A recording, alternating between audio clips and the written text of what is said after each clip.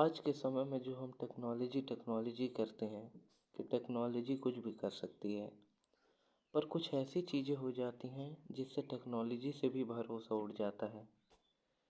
Uttarkashi tunnel collapse ये उन घटनाओं में से एक है। इसमें 41 वर्कर्स फंसे हुए थे। 17 दिन लग गए इनको निकालने में। ये थाईलैंड का सबसे हाईएस्ट टनल रेस्क्यू था। सबसे अच्छी बात यह है कि इसकी एंडिंग सही हुई।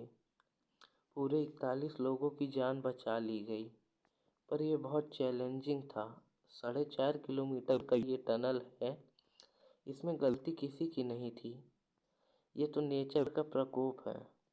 कोई मशीन अमेरिका से आई, कोई रूस से आई, पर कोई खास काम नहीं आया।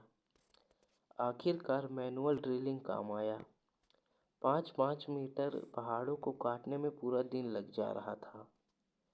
और यही है वर्ल्ड एवरेज। एक दिन में इतना ही पहाड़ कट पाता है, क्योंकि पहाड़ बहुत मजबूत होता है। अब ये हो कैसे रहा है, चलो इसको डायग्राम से समझते हैं। सिंपल डायग्राम होगा, पर आप इससे पूरी कहानी समझ जाएंगे।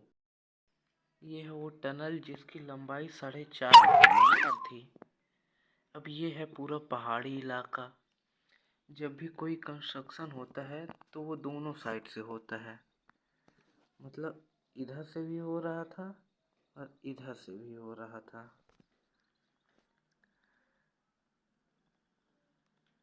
इस टनल का 90% काम हो चुका था। मतलब टनल का इतना भाग और इधर से इतना भाग कंप्लीट हो चुका था। इतना भाग कंप्लीट हो चुका था, यानी बस इतना भाग बचा था। इतना भाग बचा हुआ था। सिर्फ 500 मीटर का ये एरिया बाकी था। तो क्या है, वर्कर यहाँ से काम करके निकल रहे थे।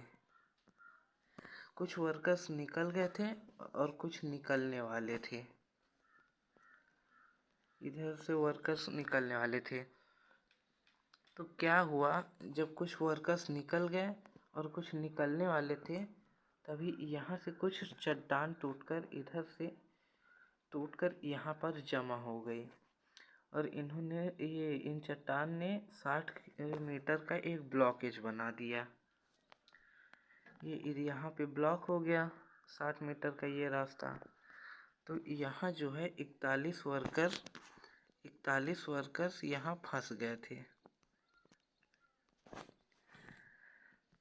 यहाँ 41 वर्कर्स फंस गए थे। अब मेन मुश्किल ये आ रही थी कि ये जो 60 मीटर का चौड़ा मलबा वाला रास्ता था, इसी को हटाने में इतनी तकलीफ हो रही थी कि कोई टेक्नोलॉजी काम नहीं आ रही थी। यहाँ से जितना भी मलबा हटाया जा रहा था, तो ऊपर के प्रेशर के कारण और मलबा आकर यहाँ पर जमा हो जा रहा था। इसीलिए इसको हटाने में इतना दिक्कत जा रहा था। अब आप यहाँ जो ये फूड पाइप देख रहे हैं, ये तो किसी तरह इसमें इंसर्ट कर दिया गया था, इसमें डाल दिया गया था ताकि ये खाना पहुँचाया जा सके वर्कर्स तक। ये फूड पाइप तो पहुँचा दिया गया, खाना पहुँचा दिया गया। हाँ, और वर्कर्स को निकालने के लिए एक मोटा पाइप यहाँ पर डाला जा रहा था। ये मोटा पाइप यहाँ डाला जा रहा था, पर ये मोटा पाइप जो था अंदर तो चला गया, आधा चला गया, पर इससे आगे यहाँ नहीं जा रहा था। क्योंकि इसको और इंसर्ट कर रहे थे तो ऊपर से मलबा आकर और जमा हो जा रहा था। तो इसी कारण फिर यहाँ से कुछ वर्कर्स अंदर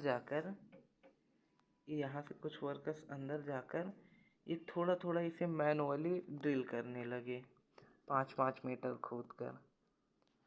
और ऐसे ही वर्कर्स ने जाकर 5-5 मीटर खोद कर वहाँ तक पहुँच गए, वर्कर्स तक पहुँच गए। और आखिरकार उन्होंने वर्कर्स को निकाल लिया। तो यहाँ पे ऐसा नहीं है कि उन्होंने यही बस कोशिश की, उन्होंने और दूसरी कोशिश भी की थी ऊपर से खोदने की, पहाड़ को ऊपर से खोदने की। पर यहाँ 5-5 10-10 मीटर ही खोदने में पूरा दिन निकल जा रहा था मशीन से भी। तो इसीलिए उन्होंने ये जो प्लान था इसको स्टॉप कर दिया और इन्होंने यहाँ से ही मैनुअली ड्रिल करके वर्कर्स को निकाला था। अब आप लोग बोलेंगे कि जब ये पतला वाला पाइप चला गया तो मोटा वाला पाइप कैसे नहीं जा रहा, ये फूड पाइप जब चला गया तो ये वाला पाइप क्यों नहीं जा रहा। तो फूड पाइप इसलिए चला गया क्योंकि ये बहुत पतला था, सिर्फ 6 इंच का था और इससे तो वर्कर्स बाहर आ नहीं सकते थे क्योंकि ये बहुत पतला था। वर्कर्स के निकलने के लिए मोटा पाइप लगता, तो यही मोटा पाइप इंसर्ट नहीं हो रहा था, इसीलिए इतनी दिक्कत आ गई थी। तो आई होप कि आप लोग समझ गए होंगे। मैंने इसीलिए डायग्राम की मदद से समझाया है ताकि आपको समझने में आसानी हो। तो आज की वीडियो में बस इतना ही, मिलते हैं अगली वीडियो में। So thanks for watching.